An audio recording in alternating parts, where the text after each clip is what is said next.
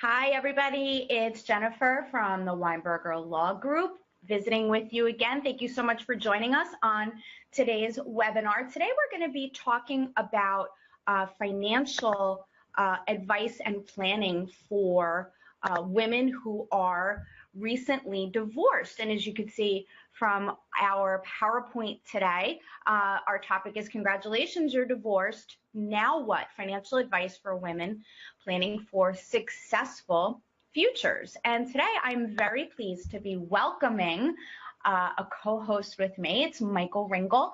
He is a certified professional accountant, a CPA. He's also a retired income certified professional, and his office is out of Wall, New Jersey. So Michael, thank you so much for being with us today. Well, thanks, Jennifer, for having me. I appreciate it. So let's get started. I'm going to, of course, we always start off with our disclaimer. This presentation contains general information, does not constitute legal advice. Please be sure to direct specific questions about your own situation either to an attorney or to a financial planner who could answer questions about your particular situation. As always, talk to us. Give us a thumbs up if you find this information useful, when you find this information useful. You can ask us a question because we are live by leaving us a message in the chat box below. We'll do our best to answer any questions that you may have while we're doing the presentation. If it's easier for you or you find it more convenient, you can certainly send us a personal or direct message here on Facebook. We can answer that later on. So you're newly divorced. Now what? Financial information and assistance for women moving forward. What are we going to cover today with Michael? Well, we're going to talk about reviewing your marital settlement agreement. Then we're going to talk about formulating your action plan. And then finally talk a little bit about retirement and tax planning with Michael. At the end, if we have time for additional questions, we will certainly get to that and offer you additional resources on where you can get extra help. So part one, reviewing your marital settlement agreement. You're newly divorced. You've gotten your judgment of divorce with your marital settlement agreement attached to it. Hopefully all of your terms have been fleshed out completely in your marital settlement agreement and everything is covered as it should be. Your next step is to go see our friend Michael Ringel so he can review your marital settlement agreement. And I'm going to let him jump in here now and let him talk to you about what it is that he reviews when he's looking at your marital settlement agreement. Great. Thank you very much. I appreciate you inviting me to speak to you today. Before we begin, I just want to share with you my mission, and my mission is really to help women avoid financial failure. And in my experience, what I've seen is that after you get divorced, you're given a thick document with all of the terms and agreements in them, and a lot of people that I meet feel overwhelmed, they feel lost, and the first thing that I help them do is take a deep breath, settle down, and say, everything's going to be okay. What we do is we take a copy of their marital settlement agreement with a highlighter, and we go line by line, first of all, making sure that they got everything that they were entitled to during their divorce. And they're throughout the negotiation, and whether it was, collaborative divorce, or it was mediation, or sometimes even litigation, for months of years, a lot of numbers have been thrown around. How are you going to split the assets? Who's going to get the home? How much alimony and child support there's going to be? So the first thing that we like to do is really take a step back, take a highlighter, and go line by line and make sure that you understand everything that you're entitled to. And one of the things we'll talk about in a little bit is creating an action plan, making sure that you have a checklist of all of the items that you're entitled to get and a strategy on how you're able to get them. One of the things we'll talk about is child support and alimony. One of the biggest fears that people have is running out of money. And one of the greatest resources that we all have is our ability either to produce income or, in this case, be able to receive income from your ex-spouse through alimony and child support. So we need to really gain an understanding of how much is going to come in, when it may end, how to fill the gap, and we'll talk about all those different strategies as well. And what we do is we actually really focus on cash flow planning. A lot of times when we're working with older women who've gotten divorced, it's very similar to retirement planning.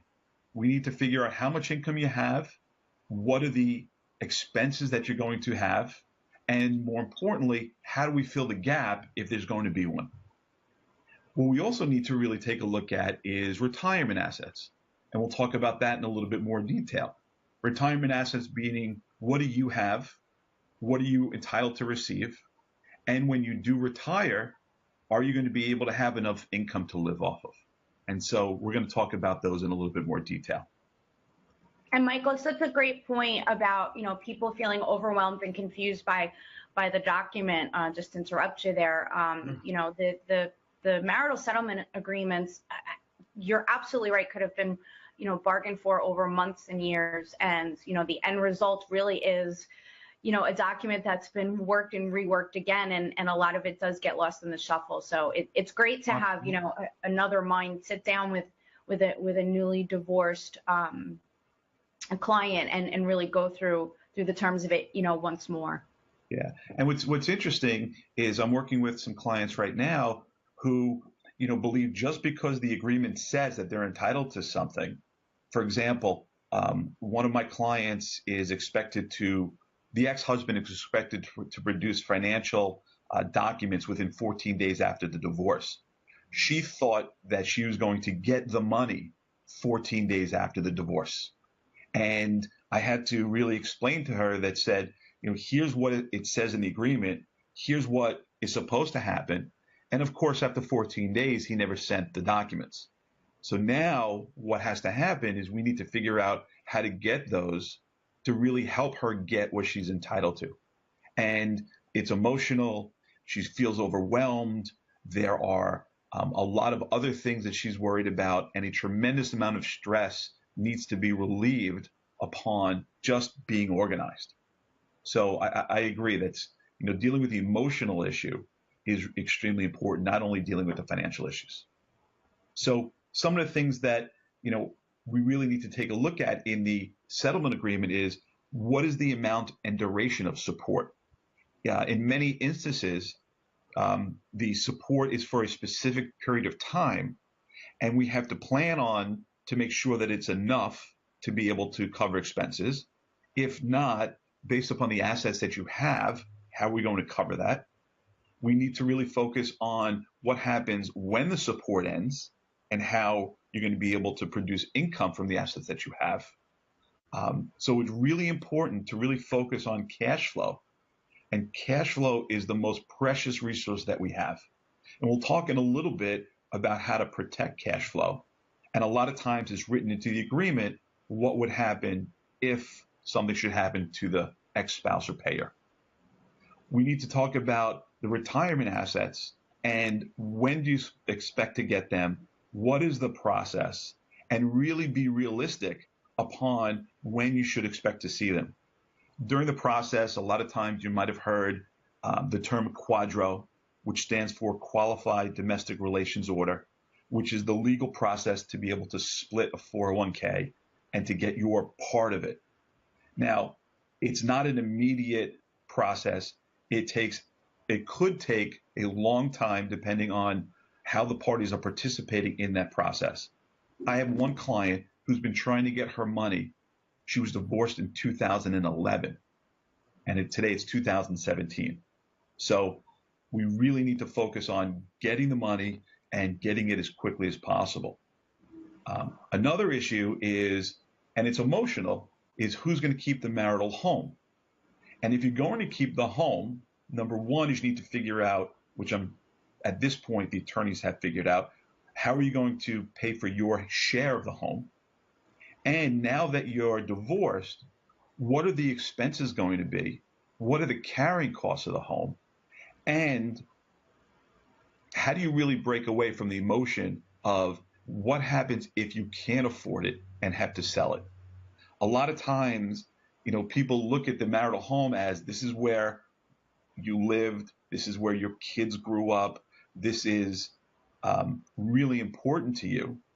But as you continue to move forward and time passes, is it the right investment for you to have? And can you afford to live in it?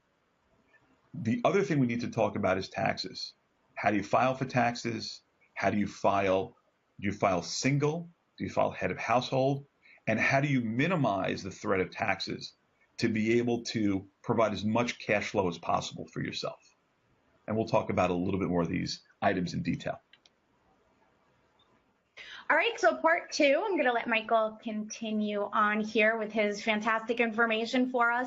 We're going to talk about your action plan. And Michael, this is something I found really interesting when we were going over our presentation for today, how you sort of coined this term, your action plan for your clients. Well, thank you. It's really important, as we talked about a few minutes ago, that receiving the property settlement agreement is extremely overwhelming. The emotion of the divorce is over, and now your life is just beginning.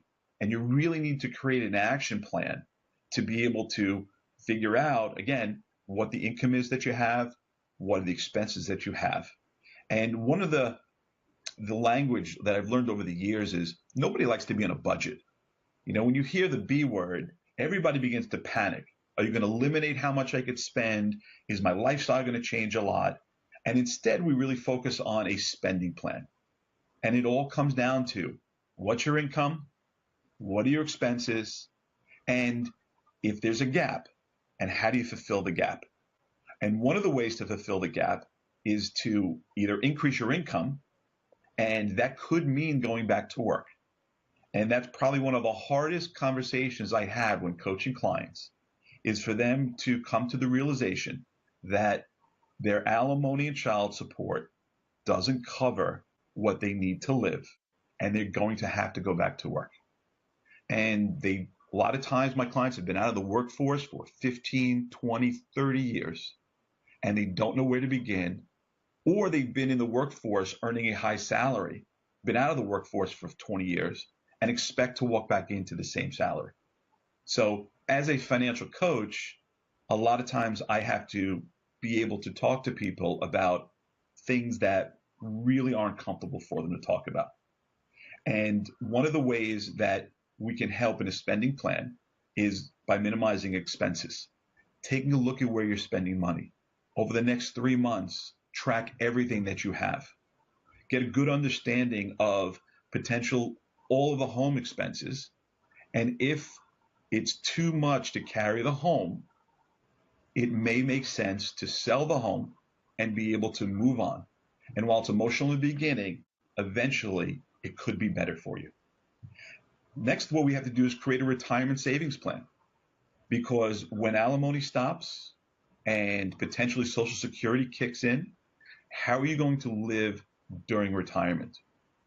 A lot of times there's not enough money there to be able to save for retirement. So we need to figure out how to invest wisely with the other monies that you have. Again, cash flow is king. Planning is extremely important, using financial tools that are out there in the marketplace to be able to track what your income is, how much you're spending. Now, one of the biggest things that, again, I talked about is income, is what if income stops? What if alimony ends because the payor, your ex-spouse, passes away or gets sick and can't work anymore? Now, typically built into the marital settlement agreement is a funding vehicle, which is called life insurance, that would come into your financial world in a lump sum to be able to continue to pay alimony and child support that you were entitled to receive.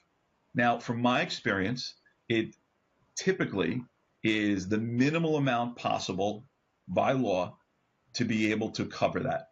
And I come from more of an abundance mindset than scarcity. And I would like to see as much life insurance come into your world as possible because it needs to replace your income. And it's not used to spend down assets. I'm sorry, not used to spend down liabilities or pay up the mortgage. It's to replace income. What's interesting is a client came to me and she said, Mike, that's great, but what if my ex-spouse gets sick? What if they go out on disability and can't work anymore? And they're now going to receive only 60% of their income. What's going to happen? They're going to go back to court and it's going to reduce my alimony. And I said, you know what? That's a great point. And they found out that her ex-husband had some disability insurance, but it wasn't enough to really be able to cover his expenses and her expenses. So what I did some investigating and actually found, and most attorneys don't even know that this exists, a disability policy that somebody could take out or you could take out on your ex-spouse to be able to cover alimony obligation, child support, and potentially a lump sum for college and educational expenses should he or her get sick and can't work. It's actually a product that is underwritten by Lloyd's of London. It's not too expensive, and it would be able to protect your income should your ex-spouse get sick and go out on disability. The other thing to think about for your cash flow is what happens if something should happen to you. How much money would you want to have to come into your children's world to be able to have them maintain their lifestyle? Same thing with disability. If you get sick and can't work, you would want to have money to come into their world. And also need to start thinking about long-term care expenses. As you get older and you may need long-term care, what are the different strategies to be able to provide for income for that care? So cash flow is king. It's the most important resource we have. And how do we create strategies to be able to protect it now and forever? Minimizing expenses, taking a look at what your necessities are and what can be eliminated. In many instances, the lifestyle that you were living when you were married will be less than the lifestyle, will be higher than the lifestyle you live now based upon your income. And it's a reality that some changes may need to be made. They're not fun conversations I have with clients, but they're important conversations because the last thing you would ever want to have happen is your cash flow going to zero. And if there's a gap between income and expenses, you may need to supplement how you get money. And the first way is really to look for a job. And it's probably one of the most painful conversations I have with clients is the reality that after being out of the job market for 15 to 20 years, they have to go back to work. Not only just to have some extra income, but to cover the healthcare insurance that they never had to pay before. An extra $600, $700, $800 a month in health insurance expenses plays a significant impact on their cash flow. And one of the interesting strategies that is allowed is you can actually use part of the 401k or IRA money that gets rolled over to you to help fill the gap. And we'll talk about some ideas and strategies to be able to do that. It's not ideal, but it is possible. And I just want to jump in here, Michael, not to interrupt you, but I did put my own little postscript here at the bottom that you see that courts are calling post-divorce situations parties' new normal. And the reason I put that in there is because Michael's absolutely right. Having these conversations with your clients about, well, listen, you may need to go back into the workforce. I understand you were, a stay-at-home parent for so long, but, the money just isn't there because now there are really, in effect, two households that need to be supported instead of one. And I had a particular judge, cite this new theory that this new lifestyle, which, maybe the frills of what you're used to doing as a married couple just aren't there anymore. And your new life post-divorce is now what's known as the new normal. So I just wanted to stick that in there as to, why that little phrase is there. So the other thing we really need to focus on is creating a retirement savings plan. It may not be possible if there's not extra income, but we really need to take a look at retirement planning. And for a lot of people who choose not to go back to work, that after getting divorced, it's very similar to the retirement income planning that I work on with my clients. And we really need to focus on what's your time frame, when do you plan on retiring, when does Social Security kick in, do you have any pensions, are you expected to get any? So being able to go through the property or marital settlement agreement, outlining everything that you have, doing some cash flow planning for now and in the future, breaking everything down to 1 or 2 pages is extremely important and will help in the retirement savings portion of your planning. So, Michael, it seems as though we have a comment here from looks like a divorced husband or perhaps just a separated dad who's talking about wanting to get his child support reduced because he's not being able to make those payments. Right.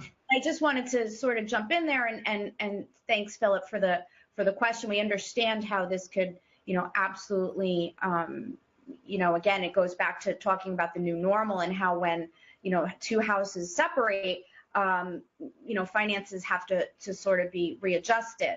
But I will say to you that if there's been a change in your circumstances since you separated from your child's other parent, that perhaps considering filing to recalculate the support based on the changed circumstances and what's happening with your particular situation, an adjustment may be warranted. So again, talk to a family law attorney, maybe even sit down with a financial planner like Michael to address what your situation is and how you can perhaps budget more appropriately. I shouldn't say budget, sorry, Michael.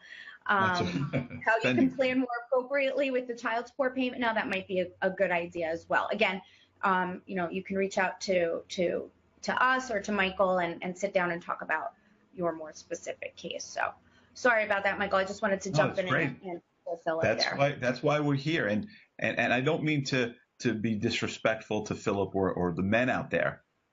But in my experience, it's typically the husbands keep the financial advisor that they currently have, and the ex-spouse typically looks for somebody new, a fresh start. So that's why I say my mission is to help divorced women avoid financial failure, but I do help men as well. We are equal opportunists. Absolutely. All right, so part 3 now, Michael's going to talk a little bit to us about retirement planning and tax planning as well post-divorce. Great. Well, thank you. As I mentioned, going back to the beginning, transferring retirement assets is probably the number one, well, it is the first step in really helping people get what they're entitled to. And it could be a very complicated process because if there are a lot of 401ks, the quadros need to be created.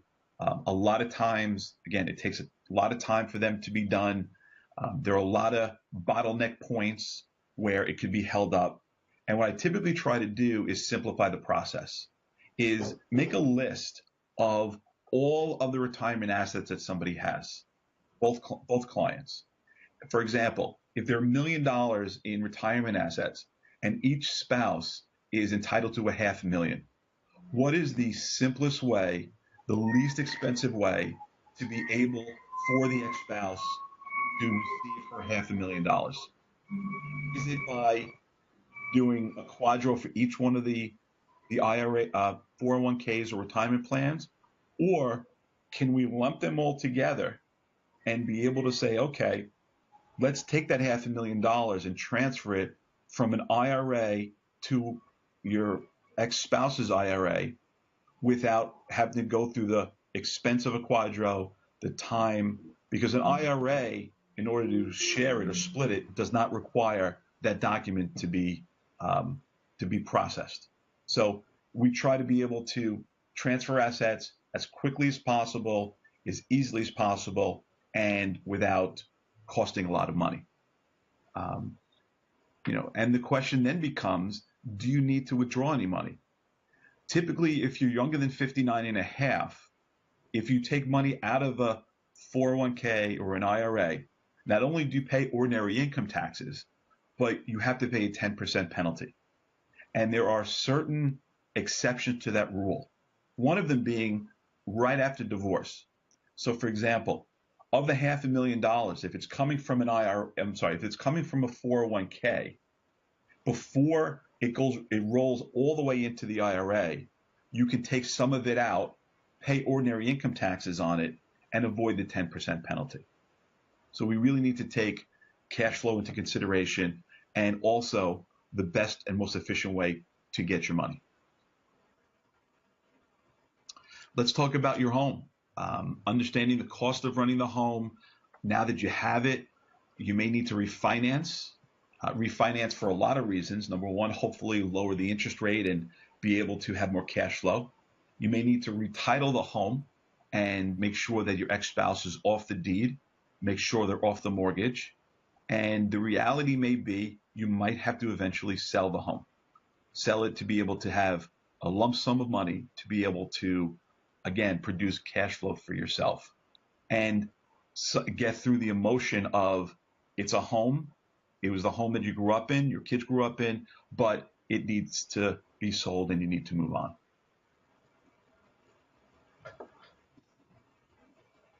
Okay. Another key thing is to update all your accounts. Now that you're divorced, you really need to go to make sure that all of the financial instruments that you have are beneficiary designated, change them. So if you have life insurance, whether it's private or group insurance, disability insurance, your 401k, anything that has your ex-spouse as a beneficiary, you need to change it to your children. In the estate planning side, there may be an opportunity to be able to create some trusts to be able to hold that money if your children are minor. Now, what I'm seeing in the marketplace, and you might be seeing as well, is an increase in number of families with children with special needs getting divorced. One of the other markets that I've been working with for the last 15 years is really helping families with children with special needs protect their income. And one of the ways to do that is creating a special needs trust. Now, we're not going to go into all the details on why it makes sense to do so, what the estate plan strategies are, but if a special needs trust needs to be created, there needs to be coordination, an entire plan around creating the trust so that your child with special needs doesn't become disqualified from receiving government benefits. And that's a whole nother webinar that we can talk about later on. I was going to say, Michael, that's a perfect segue to think about having you back to talk about special needs trusts, because yes, it does come up, absolutely.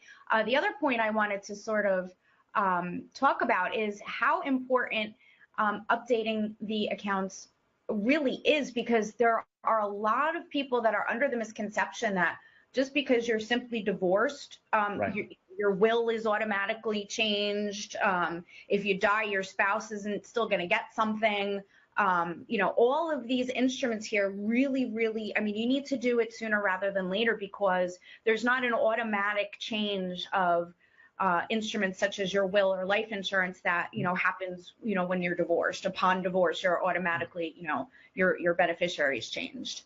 It's extremely important. It's, again, one of the action items on the action plan that needs to be done, because in working with typical families, what I've seen is when we reviewed the beneficiaries, to their surprise, their ex-spouse is still the beneficiary. And I asked them, well, what would happen if your ex-spouse got all that money? If you got remarried, what would your current spouse think? And insurance companies pay, based upon what the beneficiary of the policy says, not upon what your will say or what your desires may be. So extremely important to have done and checked. Not going to go into much detail about Social Security, but it's interesting. One of the fascinating aspects about Social Security is that After you get divorced, you're entitled to half of your ex-spouse's Social Security benefit at your age of retirement, which could be 66 or 67. What's also fascinating is that it doesn't take away from the benefit that your ex-spouse receives. So one of the topics that's been coming up is, is Social Security going to be here when you retire? Is it not? If they're going to run out of money? Nobody ever talks about that when you get divorced, you're entitled to half your ex-spouse's. He or she is entitled to their full amount. If they get remarried and get divorced again, that's another half that may or may not be paid. And I know people who've been divorced 3 or 4 times, and that's just more Social Security coming out of the system. And just like in any financial or retirement plan, need to figure a way to optimize it for the most cash flow for your lifetime. Michael, just please correct me if I'm wrong. Is the minimum duration of a marriage 10 years before you can be entitled to take that? It is. You need to be married for 10 years or more and need to be divorced for more than 2 years in order to receive it. Got it. And last but not least is tax planning. Now that you're divorced, single, how are you going to file your taxes? If you have children, you might want to file on head of household, which would produce less taxes than if you filed for single. The other question is, who claims the children? It's pretty easy if you have 2 children or an even number, because a lot of times in the agreement, you would just take half. But if there are an odd number, so for example, if there are 3 children, you might have to alternate each year. And there's a form called Form 8332, which you would file to be able to make sure that you claim the children that you're entitled to in that year. So taxes is another threat to your income. We need to minimize it as much as possible. And there are certain tax strategies that we need to talk about. And don't forget, alimony that you received is taxable. Alimony that is paid is deducted from your taxes. And child support is not. Really important for those watching who are considering divorce. Be sure to put in terms regarding claiming the children, because if you don't, it's a race to who files for who is going to claim the child or children. And if you both get there and the other one doesn't know that the other one is claiming the child, then your taxes are going to be held up because you can't both claim the kids. So make sure you have in there how this is going to go up until the time the children are emancipated and out of the house. Especially like Michael said, if you have an odd number of children, are you going to alternate until there's, if you have 3, you're going to alternate until there's 2, then you're each going to take 1, and then you're going to alternate when there's only 1 left. So be as specific as you can. Absolutely. And last but not least, I think you mentioned it before, you need to do some new estate planning. Now that you're not married, you need to update your wills, create a power of attorney, create advanced medical directives should you get sick and somebody has to make medical decisions for you. You might want to create a living trust. And if you have a special needs child, really coordinate on the special needs planning aspect. So it's really important that this gets done along with everything else, but it goes on the checklist, typically somewhere in between, because if something happens to you, you want to make sure that everything is done properly. Again, another webinar in itself.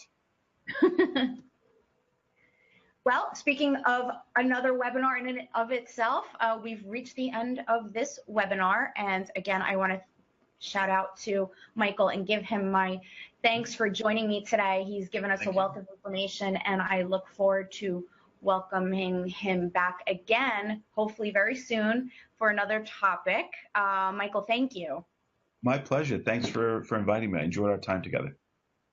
Don't forget to subscribe to our Facebook events tab to be notified about other upcoming live webinars, definitely with Michael, but we have some other topics coming up as well, so be sure that you are notified when those are going to happen.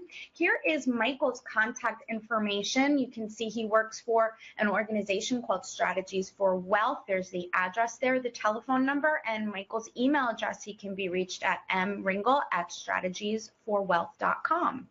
Great.